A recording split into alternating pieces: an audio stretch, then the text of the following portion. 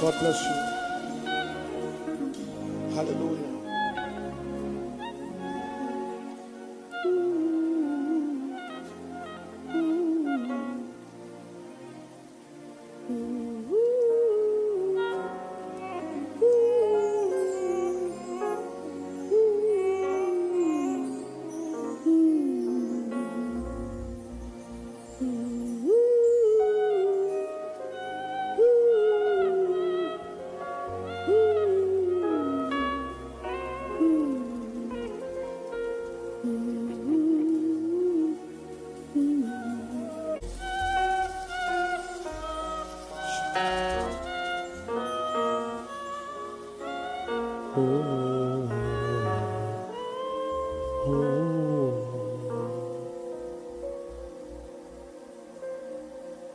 Hebrews chapter 11, verse 32, all the way to verse 34. L'Épître aux Hébreux, le chapitre 11, le verset 32 jusqu'au verset 34. Il est écrit « Et que dirais-je de plus ? Car le temps me manquerait pour parler de Gédéon, de Barak, de Samson, de Jephthé, de David, de Samuel et des prophètes qui par la foi vainquirent des royaumes, exercèrent la justice, obtinrent des promesses, fermèrent la gueule des lions, éteignirent la puissance du feu, échappèrent aux tranchants de l'épée, guérirent de leur maladie, furent vaillants à la guerre, mirent en fuite des armées étrangères. » Que le Seigneur bénisse sa parole au nom de Jésus.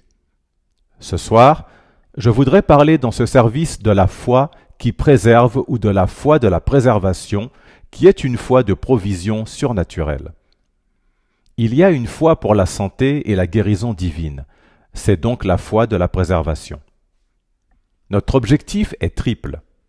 Tout d'abord, comprendre que la foi préserve. Ensuite, comprendre comment la foi préserve. Et enfin, comprendre la foi qui préserve. Quel genre de foi préserve ? Comment marcher dans la foi pour être préservé ? Donc, je répète, comprendre que la foi préserve, comprendre comment la foi préserve, et comprendre la foi qui préserve. En guise d'introduction, il est clair à travers les Écritures que la foi est un outil majeur non seulement pour les exploits, mais aussi pour la préservation de la vie et de la destinée. La foi est un outil majeur non seulement pour commander des exploits, mais aussi pour la préservation de la vie et de la destinée. Nous venons de lire l'Épître aux Hébreux, le chapitre 11, les versets 32 à 34. Mais si vous examinez les versets 33 et 34 de manière critique, vous y verrez la préservation. Il est écrit « Par la foi, ils vainquirent des royaumes, par la foi, ils exercèrent la justice, par la foi, ils obtinrent des promesses, des provisions et d'autres choses encore.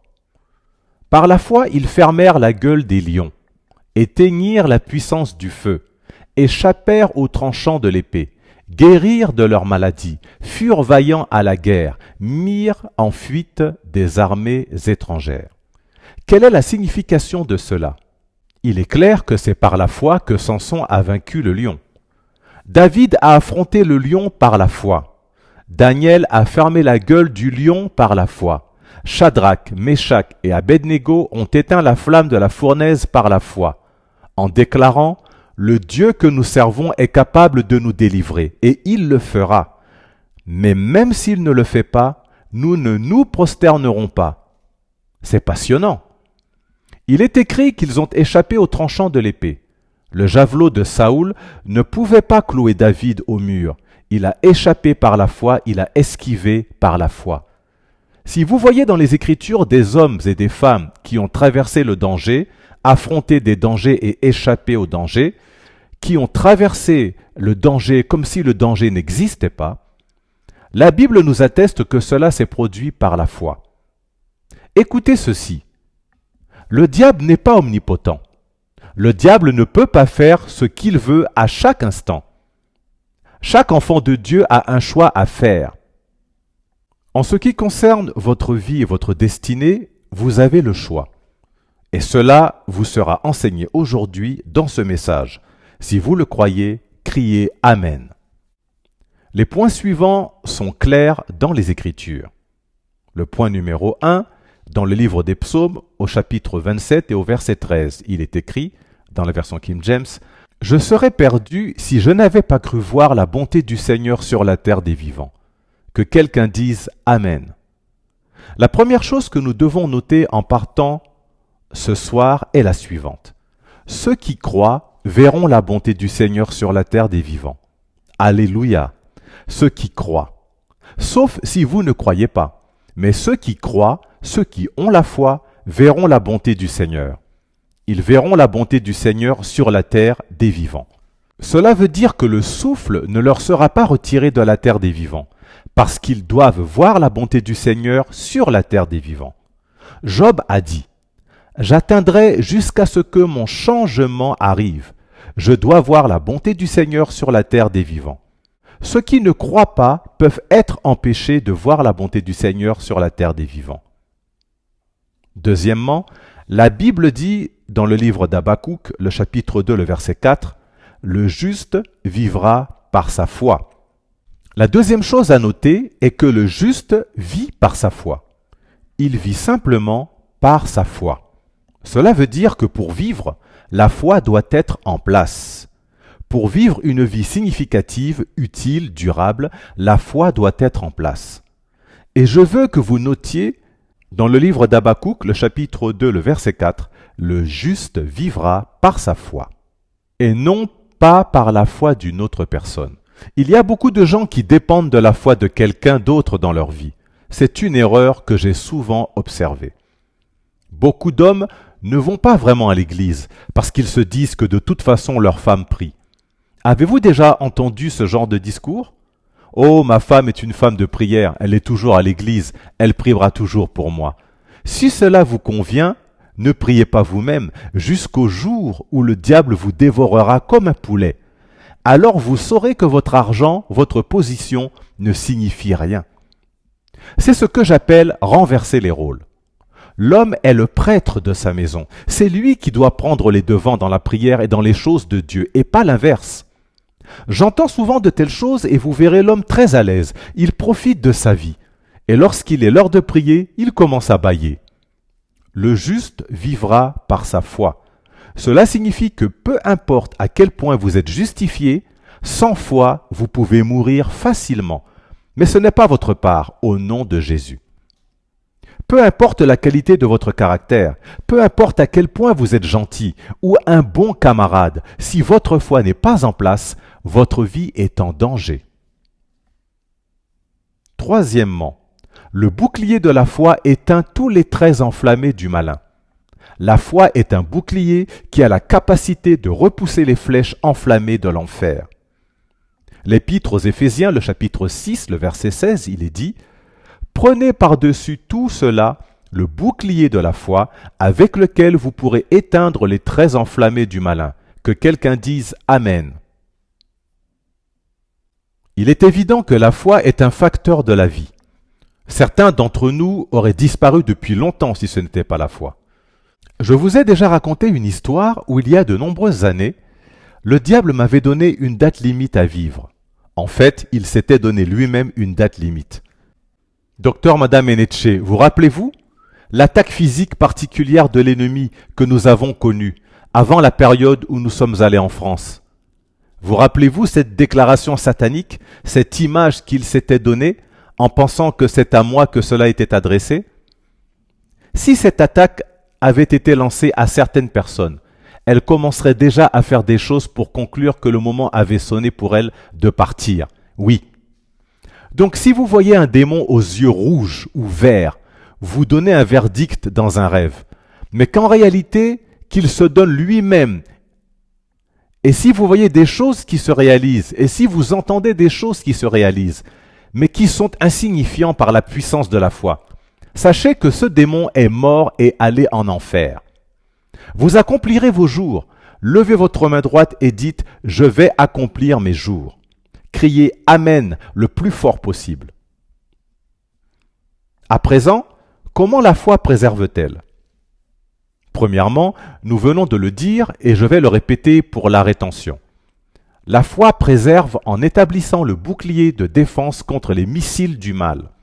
Votre foi établit un bouclier de défense autour de votre vie comme contre les missiles de l'enfer. L'Épître aux Éphésiens, le chapitre 6, le verset 16, nous l'avons vu, nous dit « Prenez par-dessus tout cela le bouclier de la foi, avec lequel vous pourrez éteindre tous les traits enflammés du malin. »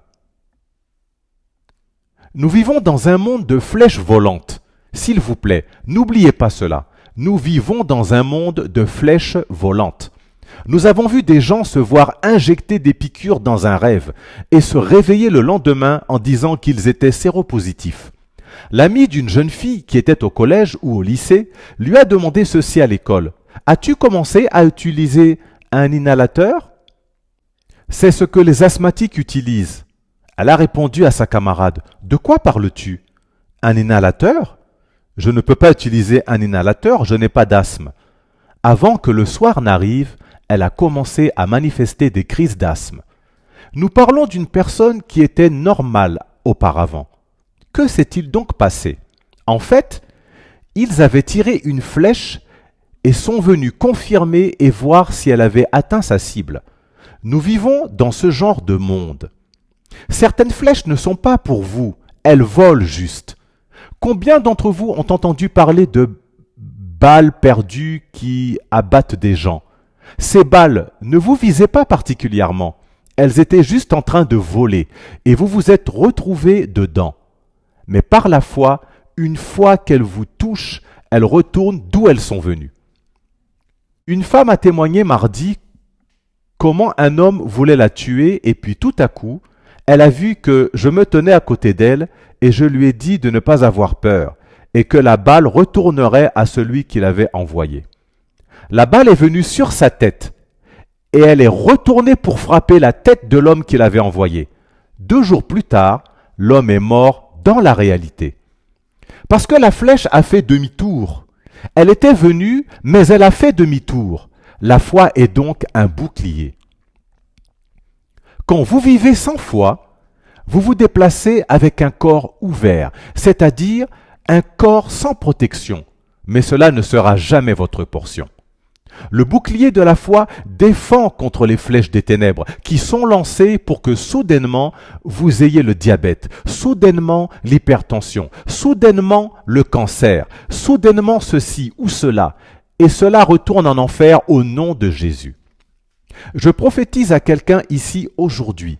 Toute flèche tirée dans votre direction retourne en enfer cette nuit au nom de Jésus. Donc la foi préserve en établissant le bouclier de défense contre les missiles du mal. Deuxièmement, la foi préserve en puisant dans la vie de Dieu qui est indestructible. La foi connecte un croyant à la vie de Dieu, comme un fil de connexion qui vous relie à la vie de Dieu. Vous serez capable de puiser dans une vie qui ne peut pas être détruite. Lorsqu'il est dit que le juste vivra par sa foi, dans le livre d'Habakkuk, le chapitre 2, le verset 4, cela signifie que la foi vous relie à la vie. Et de quelle vie s'agit-il ? L'Évangile selon Jean, le chapitre 10, le verset 10 nous dit « Le voleur ne vient que pour dérober, égorger et détruire. Mais moi, je vous connecte à une vie qui ne peut pas être détruite. Moi, je suis donc venu afin que les brebis aient la vie et qu'elles soient dans l'abondance. » Cela signifie que c'est la vie opposée au ministère de tuer, au ministère de voler, au ministère de destruction du voleur. C'est la vie que je suis venu vous donner, pas la mort. Aucun voleur ne peut donc la prendre. Et quand cela sera votre heure de partir, on ne dira pas que c'est Satan qui vous a tué.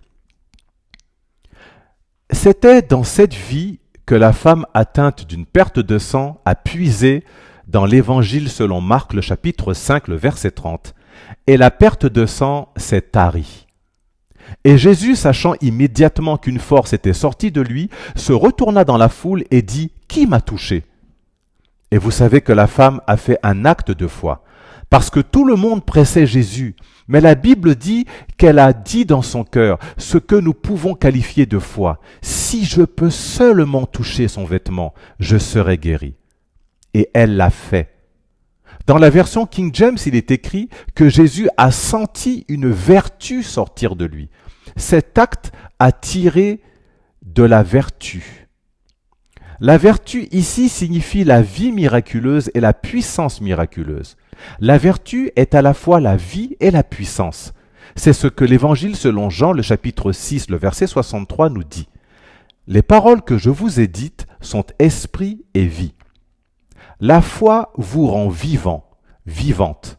Lorsque vous marchez dans la foi, vous êtes connecté à une source de vie qu'aucun démon ne peut prendre. Comment la foi préserve-t-elle? En mettant Dieu en action pour défendre le juste. La foi met Dieu en action pour défendre le croyant. Quand Dieu voit votre foi, il est motivé à faire ce en quoi vous croyez. L'Épître aux Hébreux, le chapitre 11, le verset 6 nous dit « Or, sans la foi, il est impossible de lui être agréable, car il faut que celui qui s'approche de Dieu croit que Dieu existe et qu'il est le rémunérateur de ceux qui le cherchent. » Votre foi met Dieu en action pour défendre votre vie. C'est ce qu'il a fait pour Shadrach, Meshach et Abednego. Dieu les a délivrés de la fournaise ardente. Dans le livre de Daniel, le chapitre 3, les versets 16 à 17, il est dit « Shadrach, Meshach et Abednego répliquèrent au roi Nebuchadnezzar. Nous n'avons pas besoin de te répondre là-dessus. Voici notre Dieu que nous servons peut nous délivrer de la fournaise ardente, et il nous délivrera de ta main, ô roi. » Quand Dieu a entendu cela, alors qu'ils étaient dans le feu, il est descendu. En fait, il les attendait déjà dans le feu. Il était là avant leur arrivée, parce qu'il est l'alpha et l'oméga, le commencement et la fin. Il était donc là quand ils sont arrivés. Le feu était déjà éteint. Le roi était effrayé et a demandé « Nous avons jeté 3 personnes dans ce feu. Pourquoi je vois 4 hommes ? Et la forme du 4e homme ressemble au Fils du Dieu vivant. » Il y a des gens assis ici dans cette saison où nous sommes. Jéhovah Dieu est sur le point d'intervenir pour votre bataille. Si vous dites Amen plus fort. Je ne sais pas combien d'entre vous se souviennent du témoignage d'un étudiant de l'école de ministère de Dunamis il y a environ 10 ans de cela. Il marchait quelque part dans son village et il a rencontré des démons qui avaient bloqué la route avec des armes à feu. Ils ont demandé « Qui va là ?» Il ne savait pas qu'il courait vers des bandits. S'il avait su, il ne serait pas passé par là. Ils ont demandé « Qui va là ? Arrête !» Mais il continuait de marcher sans s'arrêter. Alors ils lui ont ordonné de s'arrêter, mais il a continué d'avancer. Quand il a réalisé ce qu'il se passait tout à coup, il a commencé à parler en langue. Il a dit qu'à ce moment-là, il a senti une main froide dans son dos. Et puis ils ont commencé à tirer des balles, mais elles ne le touchaient pas, parce que la main de Jéhovah était déjà là. Ils ont pris peur et ont commencé à courir en disant « C'est un fantôme ! C'est un fantôme ! C'est un fantôme !» Nous avons vu et entendu des choses incroyables dans ce ministère. Ce n'est que lorsque nous serons dans l'éternité que nous saurons l'étendue des choses que Dieu a accomplies par ce manteau. Vous mettez Dieu en action en votre faveur par votre foi. Dans cette saison, quelqu'un verra l'action de Dieu autour de sa vie. Si vous dites Amen, criez-le plus fort. Je récapitule comment la foi préserve-t-elle. Premièrement, en établissant le bouclier de défense contre les missiles du mal. Deuxièmement, en puisant dans la vie de Dieu qui est indestructible. Troisièmement, en mettant Dieu en action pour défendre le juste. Et enfin, quatrièmement, en neutralisant l'esprit de peur, en frustrant ainsi l'agenda destructeur de l'ennemi. Encore une fois, en neutralisant l'esprit de peur, en frustrant ainsi l'agenda destructeur de l'ennemi. Permettez-moi de commencer par la fin. L'ennemi provoque des désastres à travers la peur. Avant que le diable ne fasse quoi que ce soit dans la vie des gens, il introduit la peur. Le livre de Job, le chapitre 3, le verset 25 nous dit « Car la chose que je redoutais m'est arrivée, et ce que j'appréhendais m'est arrivé. » Une jeune femme s'est occupée un jour d'une femme qui est morte d'un cancer, et elle a eu peur du cancer, et le cancer s'est manifesté. Ces exemples sont nombreux. Les gens voyagent dans le véhicule de la peur pour rencontrer des désastres. Écoutez bien ceci. Si vous pouvez paralyser la peur, vous allez bloquer l'activité de Satan autour de votre vie.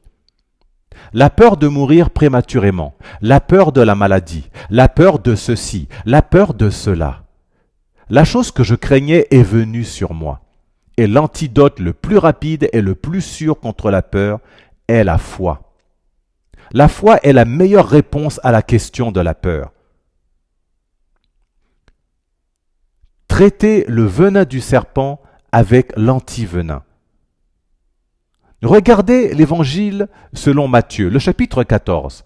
Après que Jésus a marché sur l'eau, Pierre lui a dit au verset 28, « Seigneur, si c'est toi, ordonne que j'aille vers toi sur les eaux. » Et Jésus a dit, « Viens. » Quand Pierre est descendu de la barque, il a marché sur l'eau pour aller vers Jésus. Il a marché sur l'eau. Mais quand il a vu que le vent était fort, il a eu peur, et la peur a fait qu'il a commencé à couler. Vous voyez ce que la peur a fait sur le coup? Les gens restent debout par la foi et ils coulent par la peur. Vous restez debout par la foi. Si vous voulez tenir ferme dans la vie contre les flèches et les vagues dans cette mer de calamité sur la terre, c'est par la foi que vous tiendrez, et les gens coulent par la peur. Il commença à couler parce que la peur est venue. Continuons notre lecture. Et il cria, « Seigneur, sauve-moi » Regardez ce que le Seigneur a dit ensuite.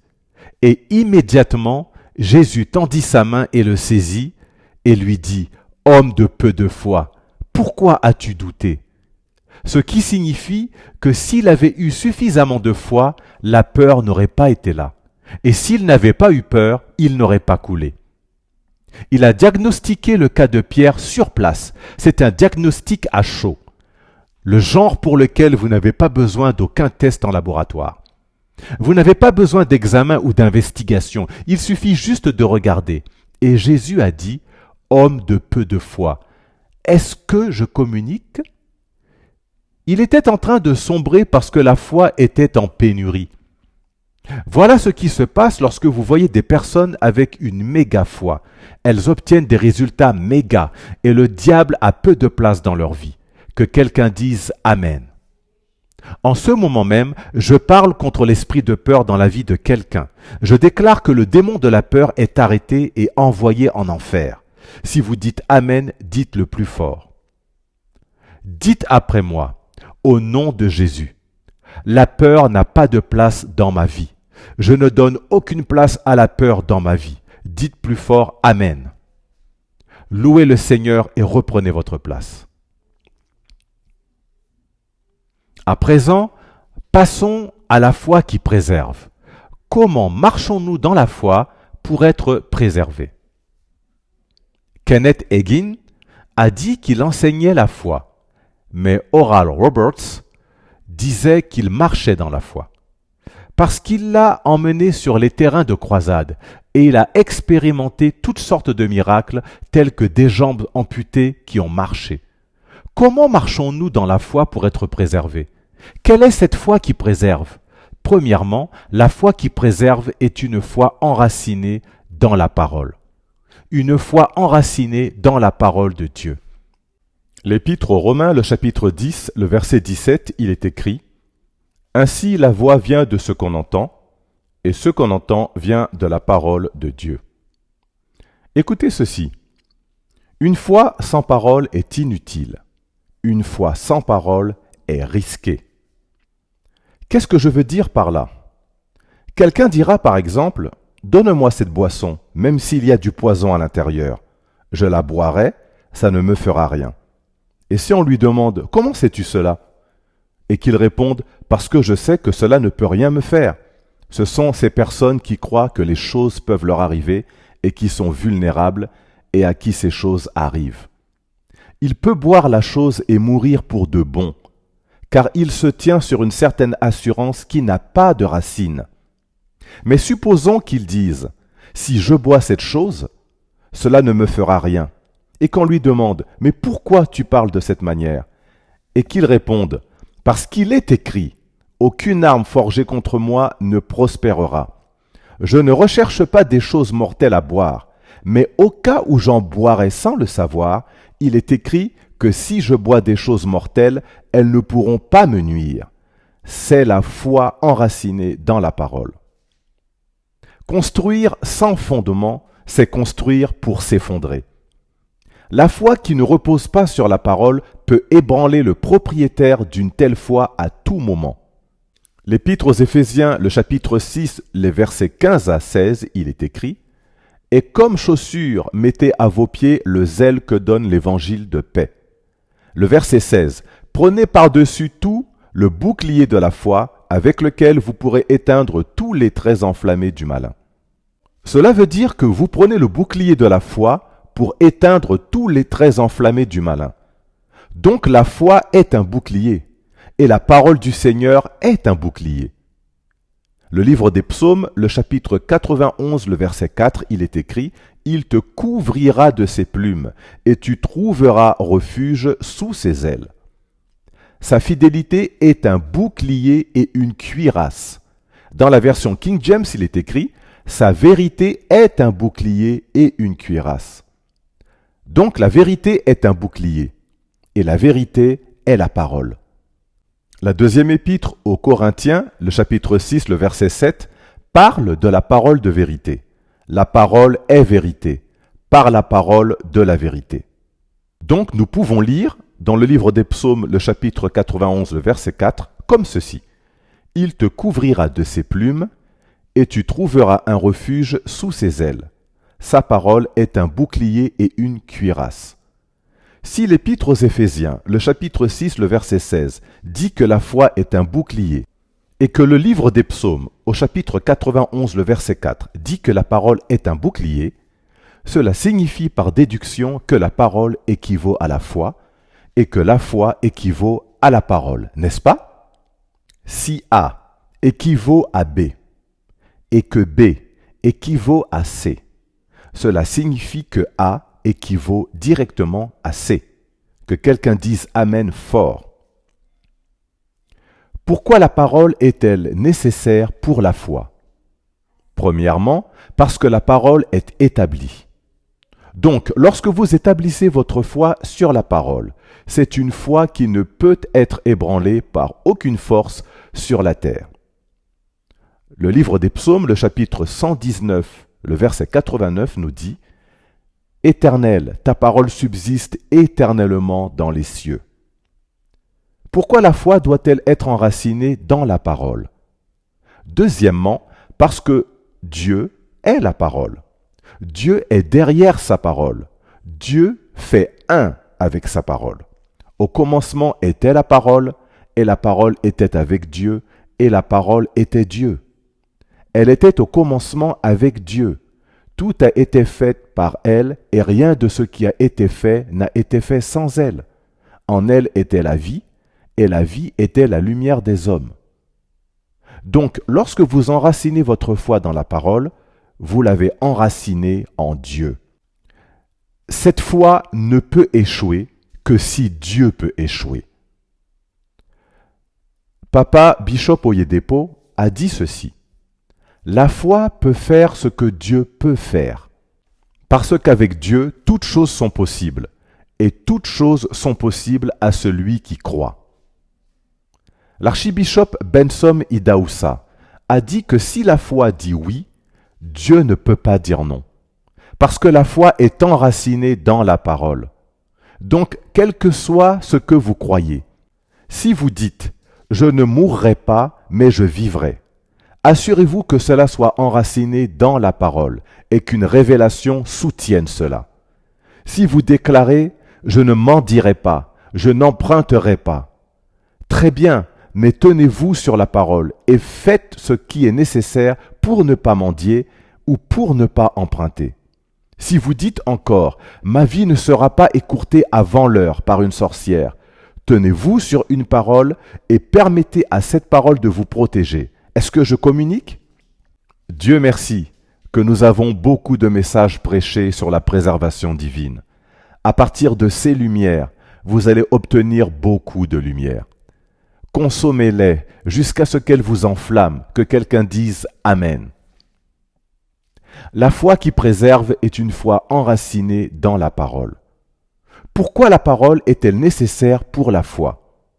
Deuxièmement, c'est une foi qui parle.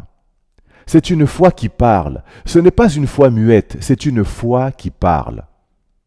La deuxième épître aux Corinthiens, le chapitre 4, le verset 13, il est écrit « Et comme nous avons le même esprit de foi qui est exprimé dans cette parole de l'Écriture, j'ai cru. C'est pourquoi j'ai parlé. Nous aussi nous croyons, et c'est pourquoi nous parlons. » L'esprit de foi parle. Vous parlez avec assurance, vous parlez avec autorité, vous parlez avec la parole. Que quelqu'un dise Amen. Ceux qui travaillent avec moi, le personnel et certains des comptables, sont conscients de notre opération dans ce domaine. Parler avec assurance, c'est par exemple, ma vie ne peut pas être interrompue avant mon heure. L'arme qui pourrait prospérer contre moi n'a pas encore été forgée. Elle ne peut pas être forgée. Aucune arme forgée contre ma vie ne prospérera. Si elle devait prospérer, elle ne pourrait pas être forgée. Elle ne pourrait pas être créée. Les enchantements qui peuvent vous tuer, les sorciers qui feraient ces enchantements ne sont pas nés. Un de nos membres, pendant une période d'élection, son opposant a amené son nom chez le sorcier. Après que le sorcier ait fait sa divination, il a dit « J'ai 2 conseils pour toi. Tout d'abord, cet homme contre lequel tu veux faire des envoûtements, rien ne peut lui nuire. Je veux juste te le faire savoir. Ensuite, deuxième conseil, ne gaspille pas ton argent pour aller consulter un autre féticheur. Ne gaspille pas ton argent pour aller consulter un autre féticheur. Ça ne marchera pas. Et c'est lorsque vous êtes suffisamment rempli de paroles que cela va couler. Vous allez parler presque avec imprudence aux yeux des gens. Si Jésus tarde à venir, savez-vous que cette taille de bâtiment va se multiplier autour du monde sans effort?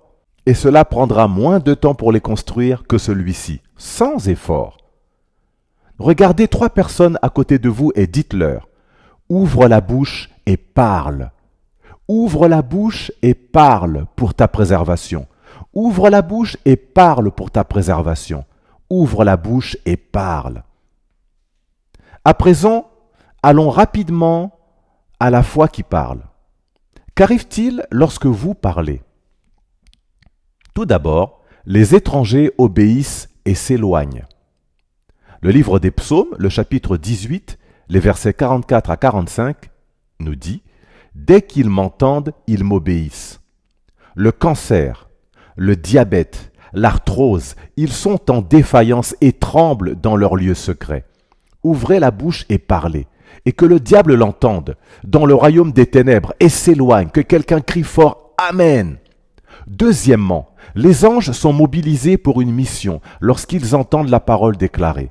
Dans le livre des Psaumes, le chapitre 103, le verset 20, il est écrit « Bénissez l'Éternel, vous ses anges, qui êtes puissants en force et qui exécutez ses ordres en obéissant à la voix de sa parole. » Certains d'entre nous qui parlent de façon brutale et continuelle avec des déclarations basées sur la parole, nous avons beaucoup de ministères angéliques autour de nos vies. Pourquoi?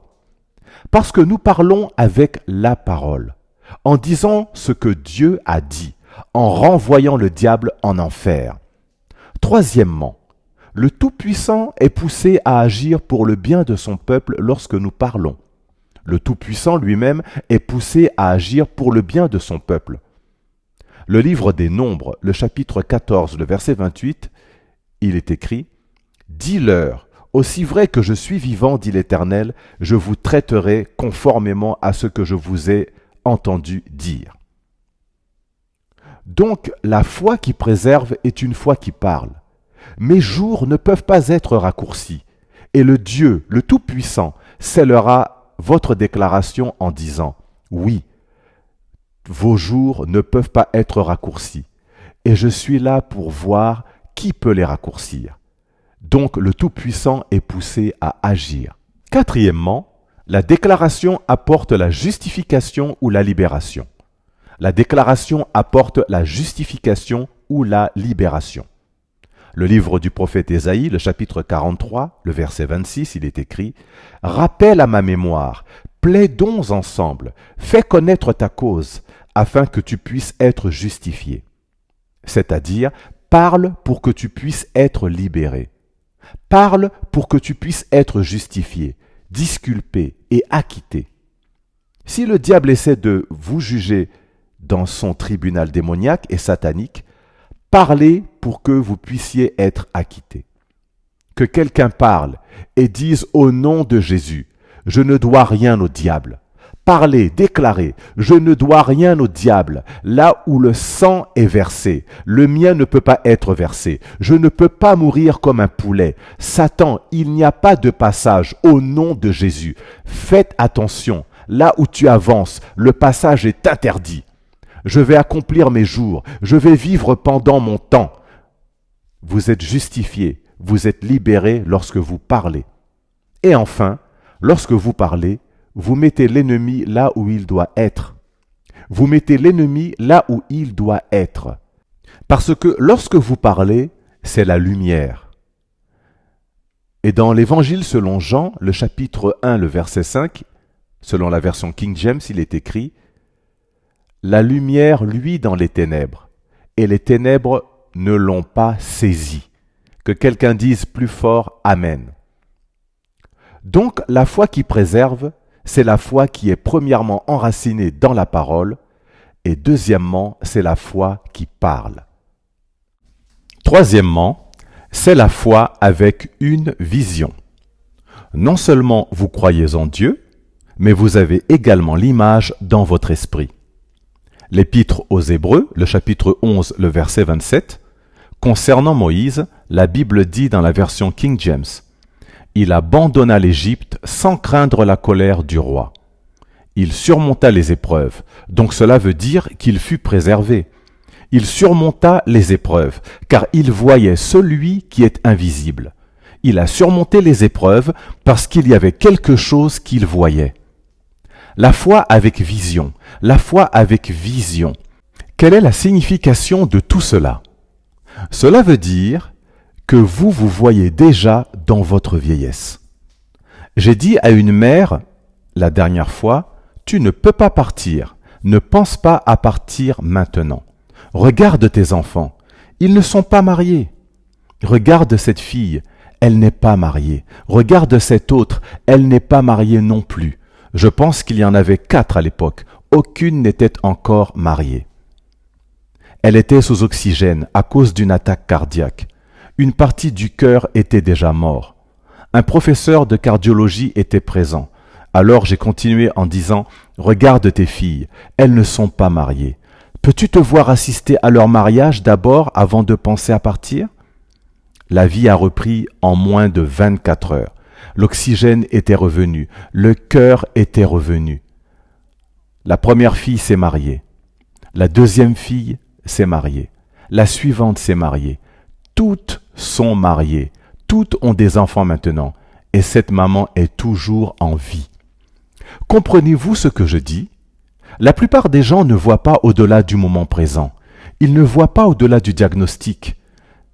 Dès qu'ils voient un diagnostic ou leurs conditions, ils commencent à imaginer des choses. Il y en a même qui imaginent leur propre enterrement. Ils imaginent ceux qui sont venus et ceux qui ne sont pas venus. Ils imaginent les gens en train de pleurer. Le diable leur a simplement donné l'image. Non, monsieur, non, madame. Si vous avez un tel don d'imagination, utilisez-le correctement. Imaginez votre longévité. Si Jésus tarde à venir, imaginez-vous à 80 ans, 85 ans, 90 ans, 95 ans, aussi longtemps que vous le pouvez. Imaginez-vous toujours en train d'aller aux croisades, en train de servir dans l'encadrement des âmes, en train de faire le protocole ou d'autres. Écoutez-moi bien, un cœur vide équivaut à un avenir vide. Ne laissez pas votre esprit être vide, remplissez-le. Remplissez-le de l'endroit où vous voulez être et non de l'endroit où le diable veut que vous soyez, ou l'endroit où le diable vous a retenu. Remplissez-le de bonnes choses, remplissez-le. Pourquoi ce message est-il nécessaire? Parce que l'activité maléfique a augmenté sur la terre. Est-ce que je me fais comprendre? Quand vous étiez enfant, combien d'enlèvements avez-vous connus? Peu importe votre âge, combien de meurtres pour rituels avez-vous entendu? Combien de fois avez-vous entendu tout cela? Combien de fois avez-vous entendu parler du coronavirus, du corona bad boy et de toutes ces choses terribles que nous entendons maintenant? Quand avons-nous vu la première machine de dialyse? Je ne suis pas sûr d'en avoir vu une pendant ma formation à l'école de médecine, ou peut-être qu'elle a apparu récemment. Aujourd'hui, des gens sont sous dialyse partout. Partout dans le monde, on parle d'insuffisance rénale. Nous avons besoin de messages comme celui-ci en cette période, car à la fin des temps, le mal se multiplie. Mais nous allons continuer à nous tenir debout en tant que lumière. Que quelqu'un dise fort Amen. La vision vous apporte 3 choses. Premièrement, la vision garantit la destination. Une fois que vous avez une vision, vous êtes assuré d'atteindre l'objectif de cette vision. Le livre d'Habakkuk, le chapitre 2, les versets 2 à 3, dit ceci dans la version King James.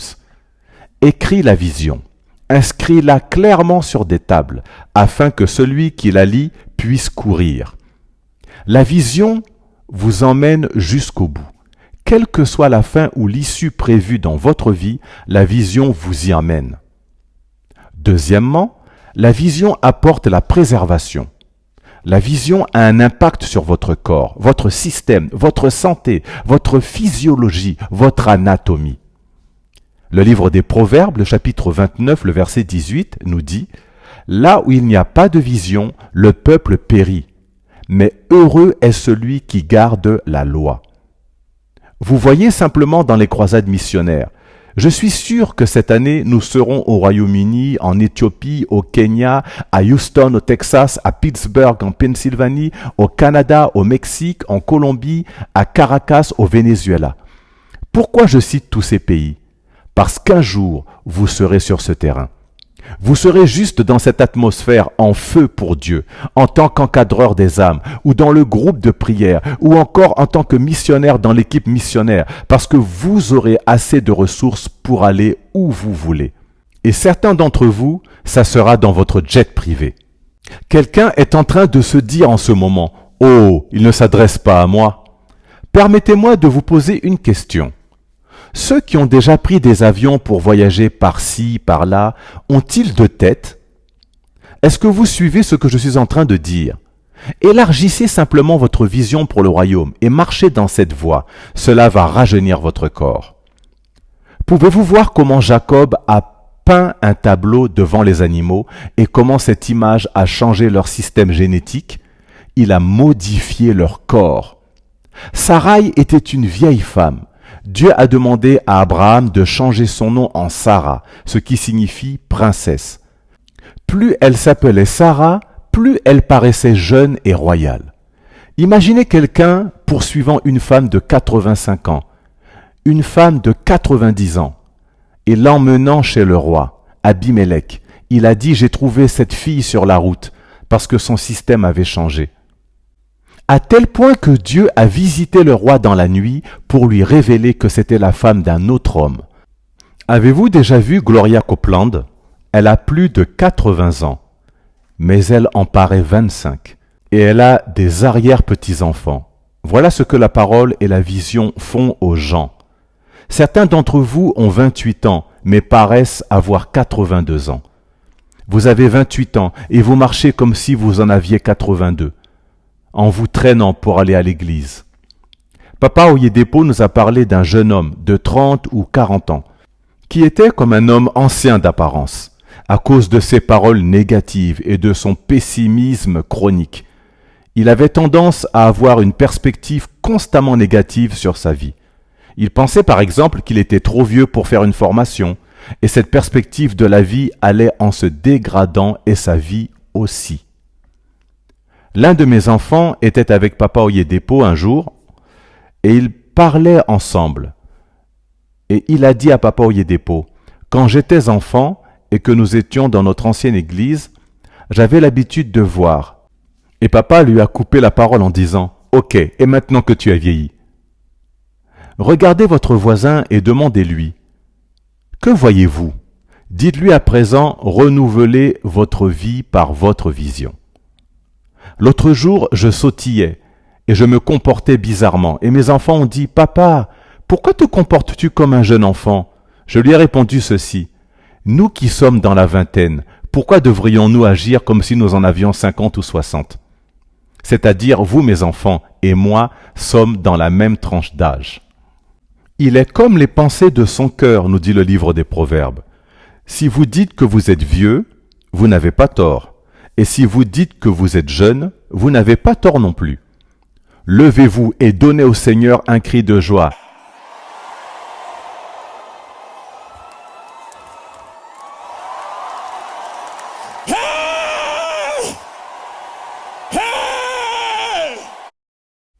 J'avais l'habitude de sauter beaucoup dans notre ancienne église à Area 1, jusqu'à ce que ma femme me dise « S'il te plaît, excuse-moi monsieur, s'il te plaît, je t'en prie, tu peux sauter, c'est confirmé.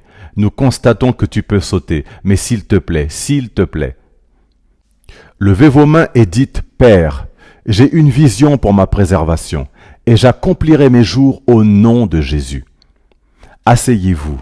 Laissez-moi conclure et aborder le dernier point très critique. Donc, la vision apporte la préservation et troisièmement, la vision détermine la manifestation. Ce qui se manifeste dans la vie d'une personne est déterminé par sa vision. Ce que vous voyez dans votre esprit, ce qui traverse votre esprit, c'est ce qui se manifeste dans votre vie. Nous avons déjà vu cela dans le livre des Proverbes, le chapitre 23, le verset 7. « Comme il pense dans son cœur, ainsi est-il. » Le livre des Proverbes, le chapitre 4, le verset 23 nous dit « Garde ton cœur plus que toute autre chose, car de lui viennent les sources de la vie. » La vision détermine la manifestation, car ce qui n'est pas dans votre vision ne peut pas être votre manifestation. S'il vous plaît, passez en revue ce message, surtout en cette saison. Prescrivez-le à quelqu'un. Et enfin, quel genre de foi préserve? Je récapitule. Nous avons vu premièrement que c'est la foi enracinée dans la parole. Deuxièmement, c'est la foi qui parle. Troisièmement, c'est la foi avec une vision. Quatrièmement, c'est la foi avec un esprit combatif, la foi d'un combattant, la foi d'un combattant. Combat le bon combat de la foi.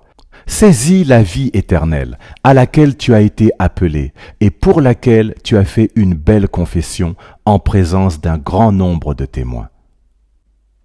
Le livre de la première épître à Timothée, le chapitre 6, le verset 12, il est écrit « Combat le bon combat de la foi ».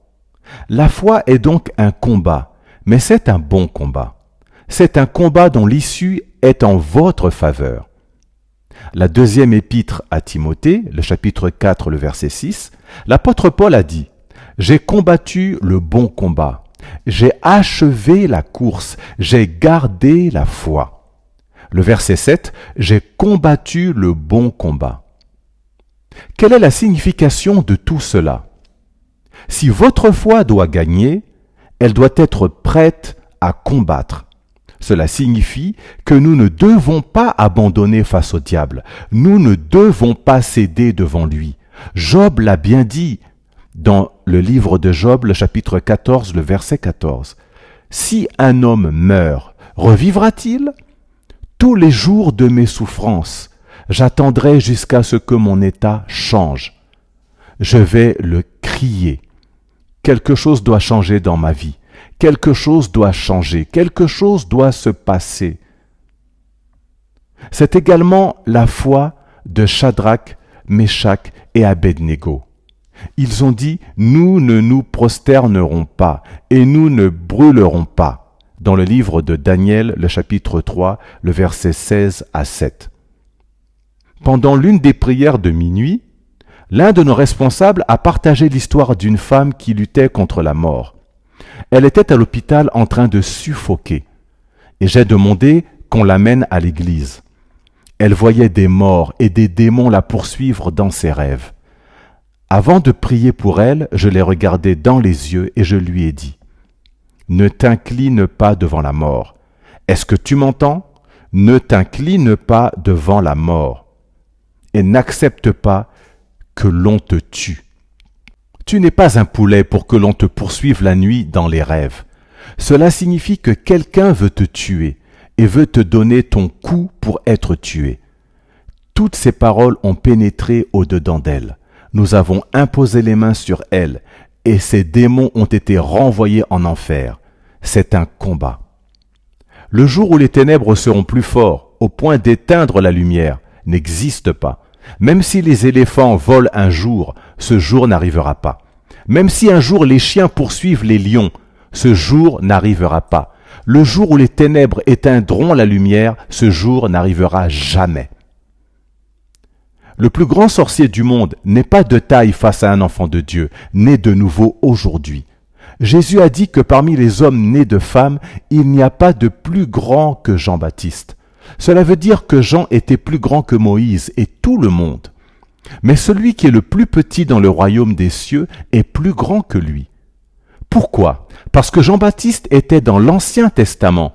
Donc le plus petit dans le royaume des cieux, qui est né aujourd'hui, est plus grand que lui. Jean-Baptiste est plus grand que Daniel. Pourquoi? Parce que Jean-Baptiste était en avance sur tous les prophètes de l'Ancien Testament. C'est lui qui a annoncé la venue de Jésus-Christ. Et Daniel était le maître de tous les magiciens sorciers à Babylone. Il avait une intelligence supérieure. Jean-Baptiste est supérieur à Daniel, et Daniel est supérieur à tous les sorciers magiciens. Celui qui est né de nouveau aujourd'hui est supérieur à Jean-Baptiste. Ce qui signifie que celui qui est né de nouveau aujourd'hui est plus grand que le plus grand sorcier du monde. Il n'y a donc aucune excuse pour qu'un sorcier vous tue. L'autre jour, on m'a appelé pendant que je préparais le culte du dimanche pour me dire qu'une personne était à l'hôpital. J'ai pris le téléphone et j'ai parlé à cette personne et je lui ai dit ceci avec autorité. C'est une bataille. Et au milieu de cette bataille, la défaite n'est pas une option. Et j'ai rajouté, élargis ton esprit pour la victoire maintenant. Est-ce que je communique? Réveillez-vous. Votre Père dans les cieux est appelé le puissant guerrier. Ne soyez pas l'enfant de la défaite. Levez-vous sur vos pieds, regardez votre voisin et dites « Ma foi combat et gagne tout le temps ». Dites encore « Ma foi combat et gagne tout le temps ».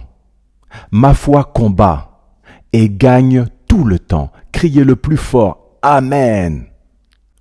Deux choses que je veux vous dire à propos du combat. Premièrement, l'ennemi fuit ceux qui ont la capacité de résister. Il fuit. Le livre de Jacques, le chapitre 4, le verset 7, il est écrit « Soumettez-vous donc à Dieu, résistez au diable et il fuira loin de vous. » Il n'a pas dit de résister au diable et qu'il résistera en retour, mais résistez au diable et il fuira loin de vous. J'ai expérimenté des choses terribles dans mon parcours. Après les avoir résistées, brutalement, je ne savais pas où ces choses étaient parties. J'avais par exemple du sang qui coulait de mon corps à l'université et j'ai refusé cela avec brutalité. Peu importe d'où cela venait, je les ai renvoyés en enfer. Et cela s'est arrêté sur place. J'avais une douleur nerveuse très terrible, indiagnostiquée. Je ne sais pas si c'était une combinaison de choses qui irradiaient dans la jambe, c'était terrible. C'était il y a longtemps de cela. Donc résistez au diable et il retournera en enfer. Vous savez, si le diable peut défier Jésus, il n'y a personne qu'il ne peut défier. La bonne chose à propos de lui, c'est qu'il est un combattant chronique et qu'il est aussi un perdant chronique. Il est accro au combat et il s'engage toujours pour perdre. Deuxièmement, si vous ne baissez pas les bras pendant le combat, vous ne pourrez pas tomber. Si vous ne baissez pas les bras pendant le combat, vous ne pourrez pas tomber. C'est ce que dit la Bible à propos de Job. Si je retiens ma langue, je rendrai l'âme. C'est ce que nous avons vu l'autre jour dans le livre de Job, le chapitre 13, le verset 19. Qui est celui qui plaidera avec moi maintenant? Si je retiens ma langue, je rendrai l'âme. Si vous ne baissez pas les bras pendant le combat, vous ne pourrez pas tomber. C'est un nouveau jour pour quelqu'un. Qui est celui à qui Dieu a prêché et parlé ce soir? C'est un peu comme 2 ou 3 messages en un. Levez-vous sur vos pieds et donnez au roi des rois, au Seigneur des seigneurs, à l'Éternel de grands applaudissements et un cri de louange. Alléluia! Dites après moi, merci Seigneur, parce que la foi avec laquelle j'opère est un bouclier de défense autour de moi. Je m'appuie sur la vie de Dieu. Jéhovah agit en ma faveur par la foi. La peur n'a pas de place dans ma vie grâce à la fréquence de ma foi. Dites, ma foi est enracinée dans la parole de Dieu. Dites, ma foi est une foi qui parle, je vais accomplir mes jours. Dites, j'ai la foi avec une vision, j'ai la foi avec une vision. Et dites, j'ai la foi avec un esprit combatif, je ne suis pas un perdant, je suis un combattant et un gagnant au nom de Jésus. Donnez au Seigneur un cri de louange. Nous vivons dans un monde de flèches volantes. Je vous ai raconté l'histoire d'un jeune homme avec qui nous avons grandi, mais il était en avance en termes d'âge. Il y a de nombreuses années, il marchait comme ça, et une flèche est tombée sur lui dans le parc automobile, juste en marchant sur la route, et c'était la fin. Dans un autre cas, dans un lieu public, un chauffeur a conduit pendant des heures sur la route, et puis les passagers ont demandé « Pouvons-nous aller nous soulager ?» Il a répondu « Oh oui, pourquoi pas ?» Ils se sont garés au bord de la route. Ils sont allés dans les buissons et le chauffeur a posé sa tête sur le volant. Quand les passagers sont revenus, ils ont demandé « Chauffeur, pouvons-nous partir maintenant ?» Mais pas de réponse. Il était parti. Vous ne partirez pas comme ça au nom de Jésus. Un jour, je marchais dans mon salon et j'ai senti une flèche tomber sur moi. Je suis resté au même endroit et j'ai dit « D'où que tu viennes, je te récupère et je te renvoie à l'envoyeur. » Back. Zagadash. Liketeke babagadagash. J'ai parlé jusqu'à ce que ma femme et mes enfants sont sortis en courant de leur chambre vers moi et ont demandé « Papa, que se passe-t-il » J'ai dit « Je me bats. » Combien d'entre vous veulent se battre? Prenez 3 minutes. Allez-y, faisons un peu de combat pendant 3 minutes. Vous allez décréter ceci. Toute flèche de l'enfer, cherchant ma vie, tu es renvoyé à l'envoyeur. Et dans ce combat, vous allez encore déclarer ceci. Je vais accomplir mes jours. Je ne peux pas mourir avant mon temps. Maintenant, levez vos mains et votre voix et dites, Père, je viens devant toi aujourd'hui et je te remercie pour le privilège de la foi. Je décrète par la force de la foi que je vais accomplir mes jours. Je vais accomplir ma vie, ma destinée. Ma vie ne peut pas être interrompue avant mon temps, au nom de Jésus. Je vais vivre pour proclamer les merveilles du Seigneur sur la terre des vivants. Toute fosse creusée pour moi par le diable, je commande aux creuseurs de la fosse, entrez-y maintenant au nom de Jésus. Tout cercueil préparé pour moi ou pour toute personne liée, apparentée ou associée à ma vie, que ton cercueil prenne feu maintenant, allez-y, combattez, combattez. Fight, fight, fight, fight. Open your mouth and fight. Jalala, shabala.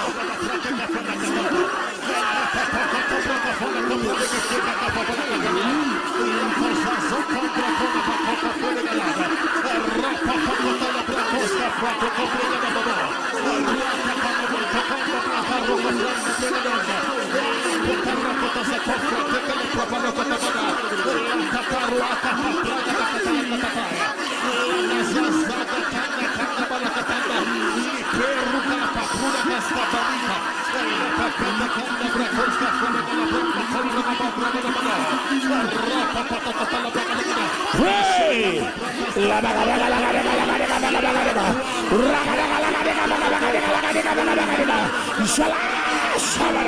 Let the fetorate cada la torateris, let the pergado sacata la gadina, ragadiga la gadiga bagadiga la gadiga bagadiga la gadiga, ragadiga la gadiga bagadiga la gadiga bagadiga la gadiga, ragadiga la gadiga bagadiga la gadiga bagadiga la gadiga, ragadiga la gadiga bagala, ragadiga la gadiga bagadiga la gadiga bagadiga, ragadiga la gadiga bagadiga la gadiga bagadiga, ragadiga la gadiga bagadiga la gadiga, rakata salata parata kadaga la gadiga baga, jaradaga la gadiga bagadiga la gadiga, rakata la gadiga bagadiga la gadiga halala, rakata la gadiga bagadiga, jaradaga la gadiga bagadiga la gadiga, rakata ferukata kaliga, ekatora bagadiga la harada, rakata fakata la gadiga bagadiga la gadiga, ragala gadiga bagadiga la gadiga baga, jarakata tefe, open your mouth and pray.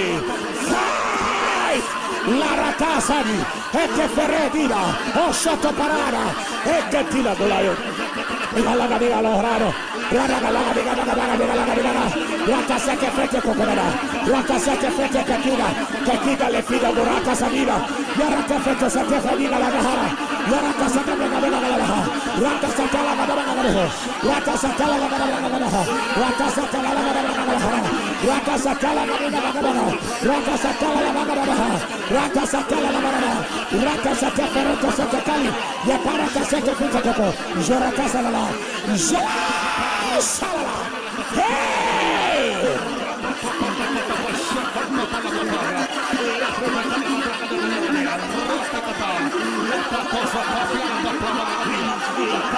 In the name of Jesus, the Lord heard and answered us in Jesus' name.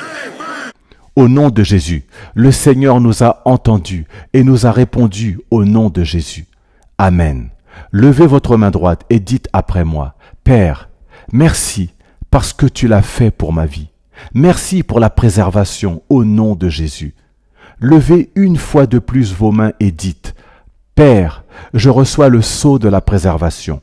Aujourd'hui, je reçois le sceau de la préservation divine par l'onction du Saint-Esprit et par le sang de Jésus. Je le reçois aujourd'hui. Ouvrez la bouche et priez.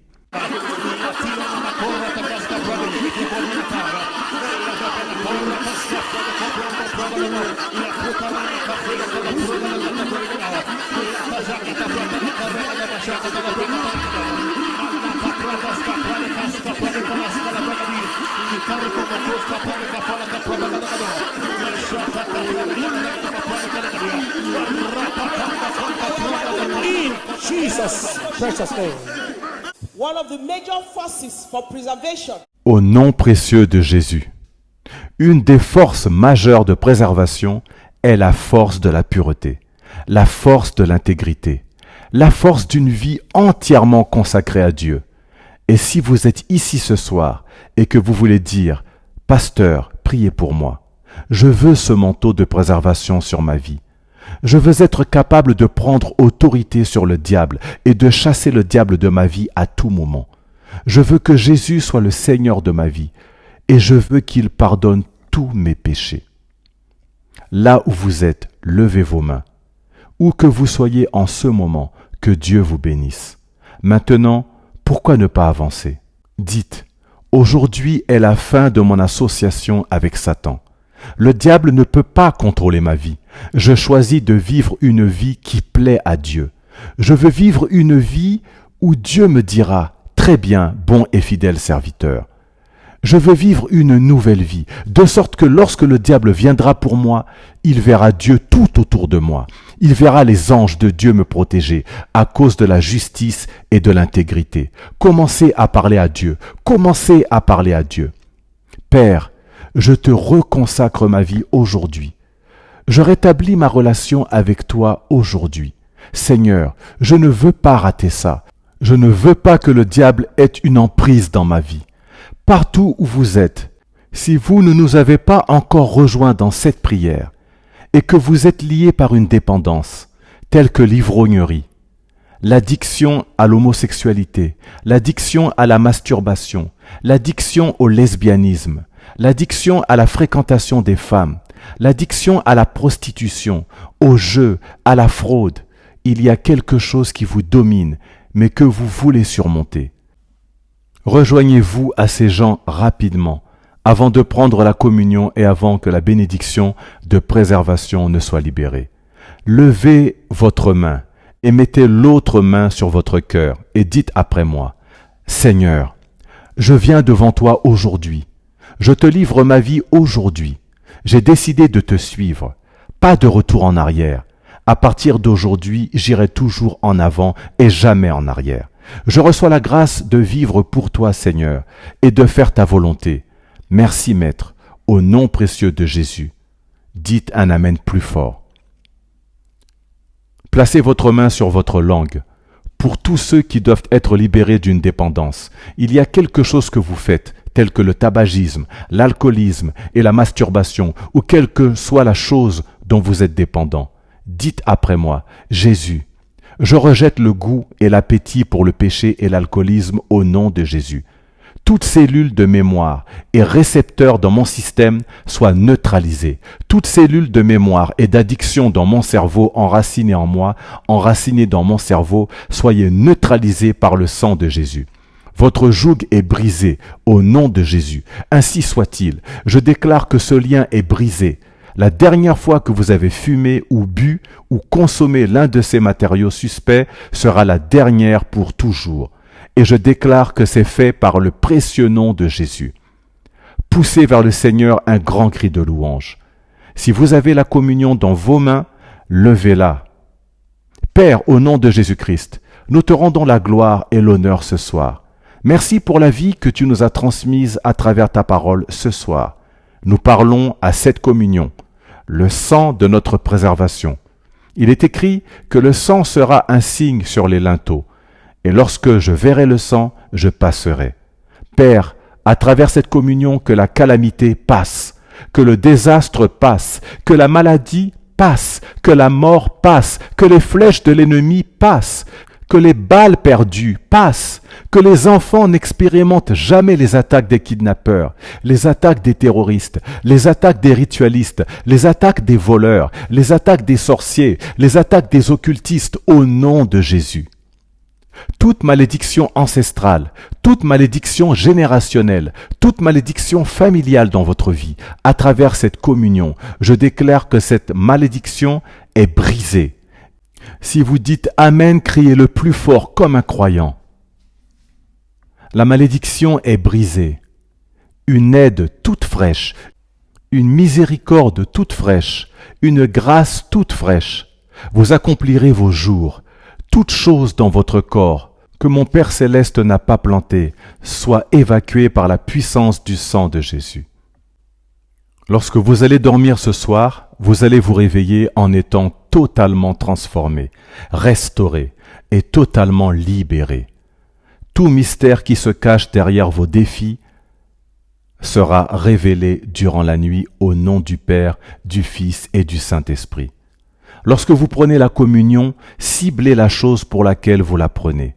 Dites, « Père, alors que je prends cette communion, je la prends contre ce diabète dans mon sang, contre cette hypertension, contre cette stérilité, contre cette maladie de la prostate. Quelle que soit la maladie, parlez et prenez maintenant la communion. Quelle que soit la raison pour laquelle vous avez pris cette communion, je déclare que dans les 24 heures qui suivent, votre témoignage sera attesté. Certains d'entre vous devront aller vérifier au laboratoire demain. Le sida est nettoyé, l'hépatite est nettoyée, l'anémie est nettoyée, le test de grossesse est positif. Prenez l'huile d'onction, il est écrit, mais il ne permit à personne de leur faire du mal, de les opprimer. Et il châtia des rois à cause d'eux en disant, ne touchez pas à mes oins, et ne faites pas de mal à mes prophètes. Prenez un peu de cette huile dans votre main. À présent, élevez votre main. Ceci est le sceau de la préservation divine. Un de nos membres, qui était dans le corps militaire, avant d'aller combattre les terroristes, soignait d'huile, d'onction, et plusieurs fois il a échappé au piège des terroristes. Il avait reçu des balles partout, par-ci, par-là, mais son corps est resté intact. Mais il ne permit à personne de leur faire du mal, de les opprimer. Et il châtia des rois à cause d'eux, en disant, ne touchez pas à mes oints, ne faites pas de mal à mes prophètes. Quel que soit ce qui serait susceptible de vous tuer, cela retournera à l'expéditeur. Je déclare votre libération et votre liberté maintenant. Et dans les mois qui suivent, vous êtes préservés. Allez de l'avant et accomplissez vos jours, ainsi soit-il. Levez la main ointe d'huile, et lorsque je dirai au nom du Père, au nom du Fils et au nom du Saint-Esprit, vous allez placer cette main sur votre tête et crier à haute voix, « Feu !» Que le feu coule à flot, au nom du Père, au nom du Fils, au nom du Saint-Esprit. Feu!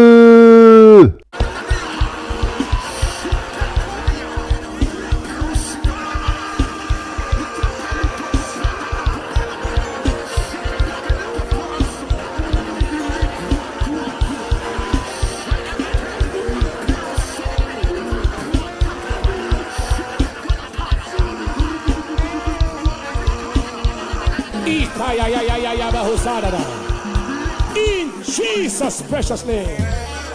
Lift up your hands high and give him the praise and the honor. Thank you, Master. Thank you, Adonai Elohim. The Lord bless you and the Lord keep you. Cause his face to shine on you and be gracious unto you.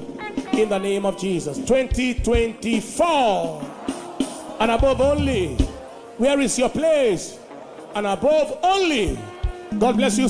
Recevez le feu de la préservation. Au nom précieux de Jésus-Christ, levez vos mains et rendez la louange, l'honneur au Seigneur.